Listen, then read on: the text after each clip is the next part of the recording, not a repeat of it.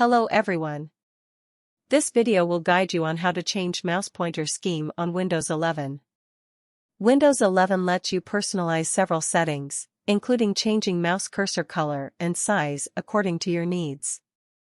You can customize the pointer theme/scheme and even download and install cursor schemes, just as you did in the previous Windows versions. Windows 11 comes with a few built-in cursor schemes that let you change the default appearance of the mouse pointer. It allows you to change the color, white, black, or inverted, and size, default, large, or extra large.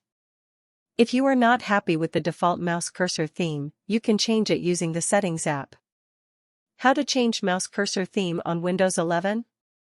To change the mouse cursor theme, first, open the Settings app by pressing Windows +I keys on the keyboard. Select Bluetooth and Devices category from the left sidebar when Windows Settings opens. On the right sidebar, click the Mouse tab. Now, click on the Additional Mouse Settings option under the Related Settings section. Once done, the Mouse Properties dialog opens. Here, navigate to the Pointers tab. Here you will find a lot of mouse schemes. Select a scheme from the drop-down menu of scheme that you want to use. Click Apply. Click OK. That's it.